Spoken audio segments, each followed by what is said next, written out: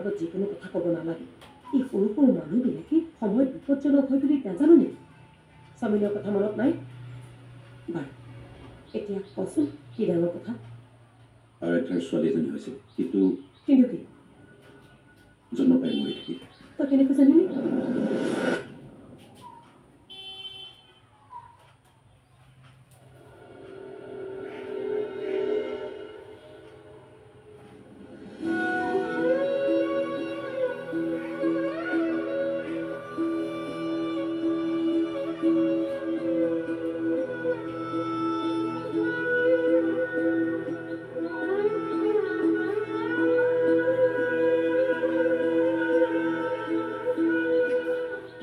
এনেকৈ কটালি মা মই তোৰ মনৰ অনুভৱটো বুজি পাইছোঁ সেইকাৰণে তোক একোৱে কোৱা মন খুলি কান্দিবলৈ দিছোঁ যিমান মন যায় সিমান কান্দি লৰাই থাক মাইকী মানুহবোৰে এনেও চকুৰ পানীৰ সৈতে মিতিৰালি কৰোঁ বুলি বদনাম এটা আছেই কিন্তু পুৰুষবোৰে পুৰুষত্ব দেখুৱাই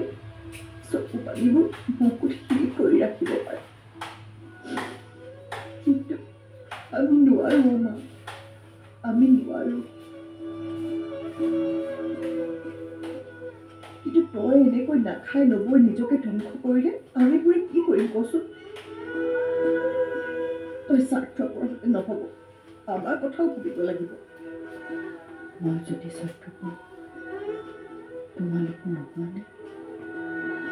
মই মোৰ সন্তানৰ কথা ভবাৰ বাবে যদি স্বাৰ্থপৰ হৈছোঁ তোমালোকেওতো তোমালোকৰ সন্তানৰ কথা ভাবিছা তোমালোক স্বাৰ্থপৰ নহয় নেকি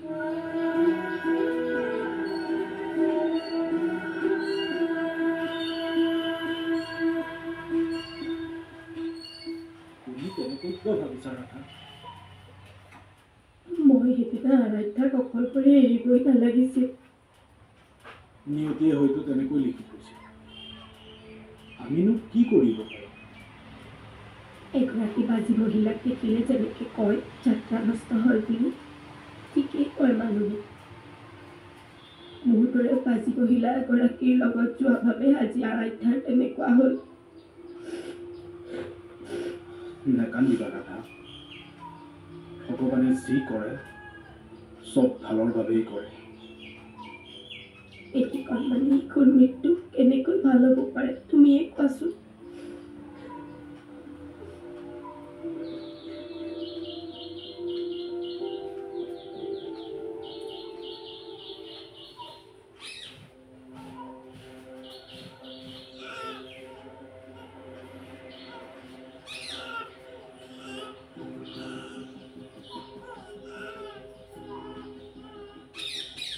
কেঁচুৱাই কান্দিছে ঠিকেই শুনিছোঁতো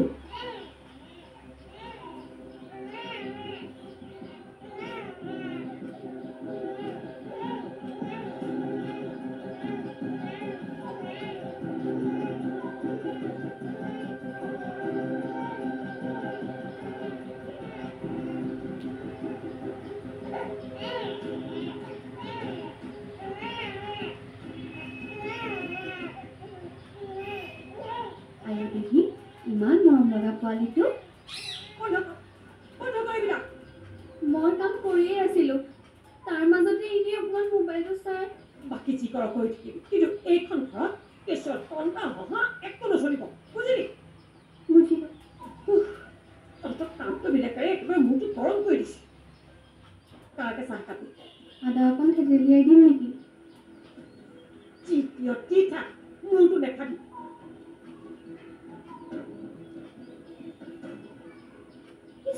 মোৰ খাবলৈ মনা কৰিছে মই কিবা ৰেড নেকি মাছৰ মূৰত টেষ্ট অকণমান আছেই ইজনী মূৰত সেই সোৱাদকণ নাথাকিব চাগে যিটি সপোন দেখি এনেই মূৰটো গৰম উঠি আছে তাতে আকৌ তাই ৰিলছৰ উৎপাত চাইছ চা সেইবোৰ কিয় চাব লাগে কেঁচুৱাই কদা চাইছ চা কিবা বেলেগ চা কি দূৰ হৈ আছে আৰু এই কিবা কেঁচুৱাই হহা কন্দা এইবোৰ কি হৈ আছো তোক মই এটা কথা লক্ষ্য কৰি আছোঁ যেতিয়াই আহি মই আৰাধ্যা কেঁচুৱাটো মৰিলে বুলি ক'লোঁ কেতিয়াবা তই কিবা অনুমনস্ক হৈ আছোঁ ৰাতি বেয়া সপোন দেখিছিলি ন আইডিয়া লগাইছোঁ আৰু মা তই মোৰ পৰা কিবা লুকুৱাই ৰখা নাইতো ইয়াক কওঁ নেকি কথাটো নাই ইয়াক ক'লে মদ খাই নাইবা বেলেগ কথা উস্তাদি মাৰি কাৰোবাক কৈ দিলে বিপদহে চাপিব অ' মা কি ভাবি আছোঁ তাৰমানে তই মোৰ পৰা কথাটো কিবা লুকুৱাইছ হয়নে নাই নহয় মানে আৰাইতে ইয়াত থাকোঁতে তাইৰ সন্তানটো নষ্ট কৰিবলৈ আমি কি কৰিছিলোঁ সেইবোৰ কথাই মনত পৰি আছে বুজিলোঁ তাৰমানে তই পুৰণি কথাবোৰ তই ভাবি ভাবি মগজুটো গৰম কৰি আছ আৰু ৰাতি ৰাতি সপোনত আৰাধ্যাৰ পোৱালিত দেখে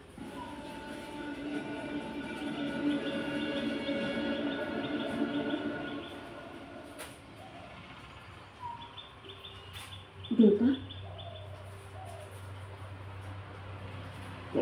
কিবা আছে নাই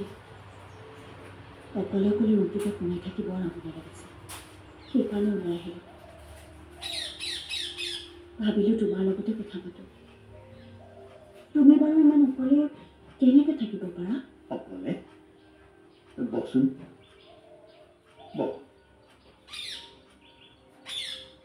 অকলেনো ক'ত থাকোঁ মই হতাশা শূন্যতা নিসংগতা এই গোটেইখিনি লগ এৰা নিদিলেহে মই অকলশৰীয়া হ'ম কোনো দিনে সিহঁতে মোক লগ এৰা নিদিয়ে চাতুলৰে মোৰ লগত লাগি থাকে তুমি আমাৰ বাবে বৰ কষ্ট পাব লগা হৈছিলে কষ্ট মই এইকাৰণেই পোৱা নাছিলোঁ যে তহঁতে মোৰ লগত থকা নাছিলি কষ্ট পাইছিলোঁ মই এইকাৰণে ভাল বেয়াবোৰৰ পাৰ্থক্য তহঁতে বুজি নাপাওঁ বেয়াবোৰৰ চিকমিকনিত তহঁতে নিজক বিলেই কৰি দিয়াৰ বাবে মই বৰ কষ্ট পাইছিলোঁ এতিয়া বাৰু সেইখিনি নোহোৱা হৈছে আৰু তই আজি নিজকে বুজি পাইছ আত্মশুধৰণিৰ বাটটো তোৰ পৰা বেছি দূৰত নাই মই নাথাকিলেও এই বাটটোত তই যাব পাৰিবি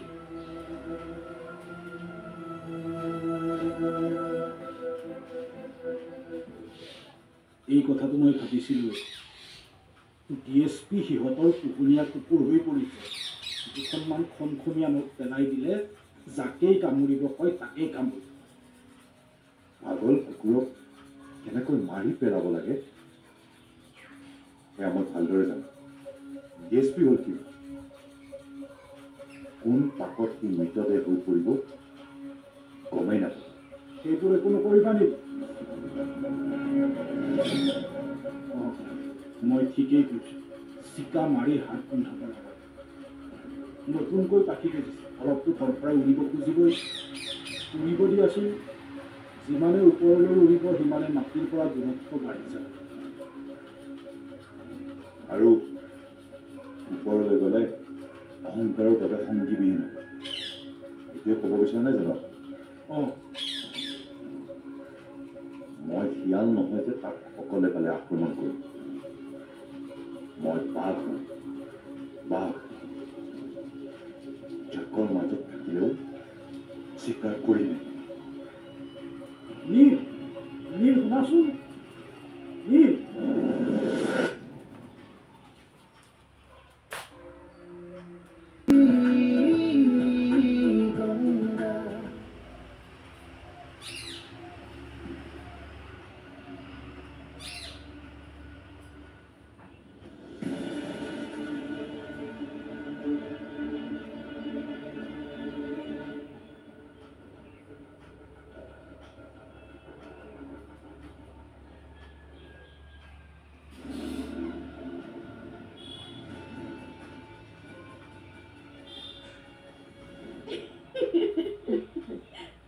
নম্ৰতা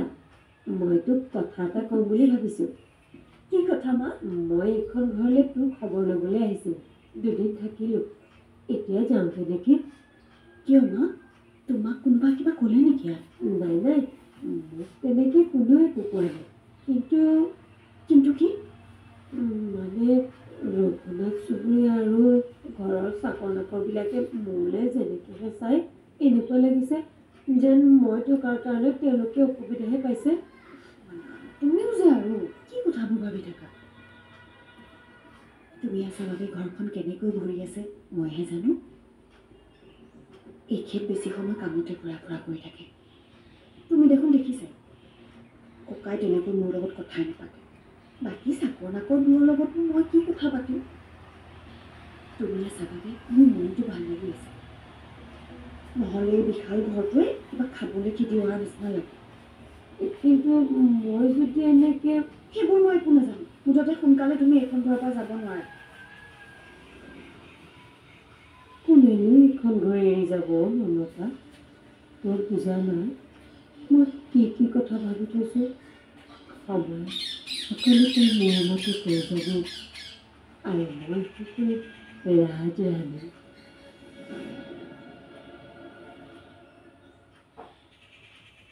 তই এনেকৈ সেই পুৰণি ঘৰখনত থাকিলে মানুহে মোক হাঁহিব নমতা নিজৰ ছোৱালীজনীয়ে অত্যাচাৰৰ বিদ্ৰোহ কৰিছে বুলি ভাবিব গতিকে তই এইখন ঘৰলৈ আকৌ উভতি আহিব লাগিব মই তোক উভতাই আনিম উভতাই আনিম এনেকৈ আৰু কিমান দিন আৰাধ্য চকু পানী মোৰ ভগৱানৰ ওপৰত বিশ্বাস নোহোৱা হৈছো না আপুনি মোক সাহস দিবলৈ নিজে ভাবি পৰিলে কেনেকৈ হ'ব কওকচোন গাভৰু ছোৱালী এজনী গিৰিয়েক ঢুকালে ভাবিছিলো তাইৰ সন্তানটো অহাৰ পিছত অথৰ্ব নোহোৱা হোৱাৰ খবৰটো যদি কেনেবাকৈ গমো পায় তাইৰ সন্তানটো মুখলৈ চাই একো নকৰাকৈ থাকিল কিন্তু কি মোৰ ভয় হৈছে না যদি কেনেবাকৈ এইবোৰ কথা নেভাবিবচোন আপুনি যেনেকৈ নহওক কিয় এই সত্যটো লুকুৱাই ৰাখিয়ে আমি মৰিব লাগিব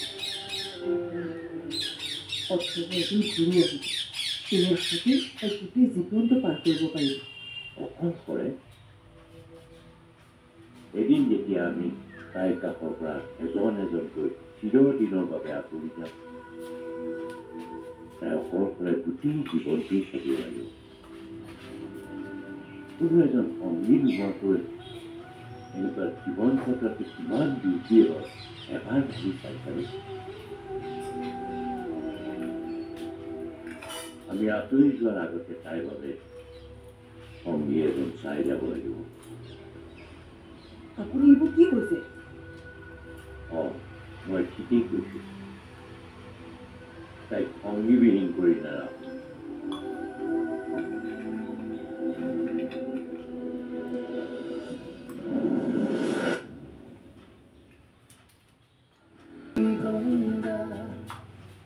ভালে হৈছে দিয়ক ককাই তাই আপোনাৰ লগতেই আছে দুই লগ হৈ হাজাৰটা কথা পতাৰ উপৰিও যেতিয়া যি মন যায় বনাই দিয়ে চাগে খাবলৈ আৰামেই আৰাম দিয়ক এতিয়া আপোনাৰ নন্দ যেতিয়াই যি মন যায় সেয়া খোৱাৰ এতিয়া আমাৰ বয়স নহয় এই বহুত বস্তু আমি বয়সৰ বাবে বাদ দিয়া নাই জানো কিন্তু তই এটা কথা ঠিকেই কৈছ আগতে অকলশৰে থাকি নিজকে নিসংগ অনুভৱ কৰিছিলোঁ মাজনী অহাৰ পিছত ইটো সিটো কথা পাতি মনটো পাতল কৰিব পাৰিছোঁ যি হয় ভালৰ বাবে হয় বুলি ভাবক ককাই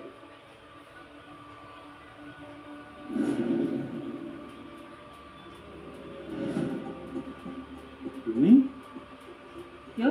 মই এইখন ঘৰলৈ পাৰ্টিশ্যন লৈ আহিব লাগিছিলে নেকি চিন্তা নকৰিব মই ইয়াত থাকিবলৈ অহা নাই নম্ৰতাক লৈ যাবলৈ আহিছিলোঁ ক'ত আছে মই যাওঁ যাওক যাওক ইয়াত এনেকৈ বহি সূৰ্য হাজৰিকাক শকুনিৰ মন্ত্ৰণা দি থাকিব নালাগে নিশ্চয়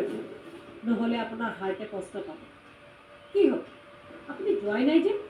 নে আমাৰ মাজত কি কথা বতৰা হয় সেয়া শুনিবলৈ ৰৈ আছে আৰু আনক ক'বগৈ তেতিয়া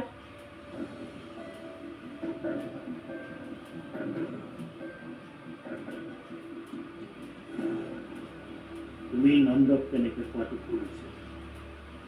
ই তোমাৰ লগতকৈ মোৰ বেছি আপোন হয় ইন্দ্ৰাণী। তেজৰ সম্পৰ্ক নথকাৰ পিছতে ই আপোন হৈ মোক জীয়াই থাকিবলৈ উৎসাহ দিছিল। তোমাৰ দৰে মৃত্যু কামনা নকৰে।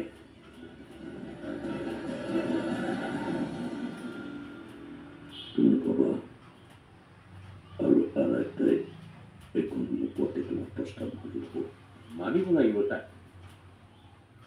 ঠিক আছে, যোৱা। প্ৰথমে কোৱাগৈ যে পথৰ পৰা কেতিয়াও উভতি নাহে, তাহাৰ মৃত্যু হৈছে। প্ৰয়োজন হ'লে এইখিনি কথা ক'বলৈ মই ৰাজি আছো। এবাৰ ভাবি চাইছানে এইবোৰ কথা জনাৰ পিছত তাই কি হ'ব? তাইক মই বুজালে বুজিব। মই জানো নহয়, তাই মোৰ ছোৱালী।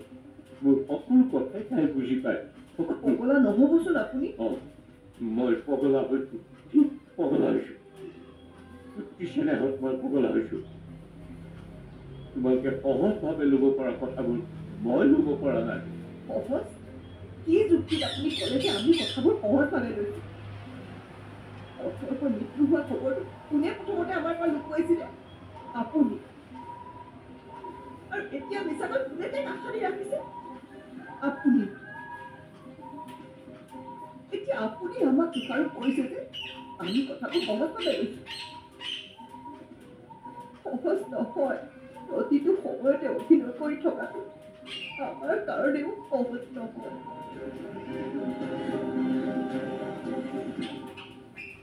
বিৰিণাই ঠিক কৈছে। আমি আৰাধ্যাৰ সন্মুখত প্ৰতিটো মুহূৰ্ততে এখন মুখাগ্নি কৰি আহিছোঁ, আৰু এই মুখাগ্নি দিবলৈ বাধ্য কৰাইছিলা তুমি ঘৰত।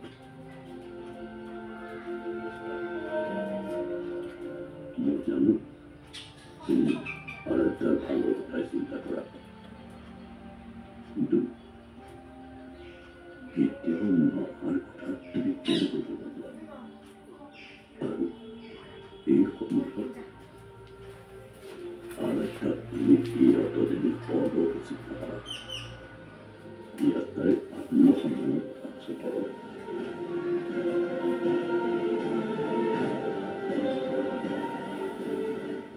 আকাশী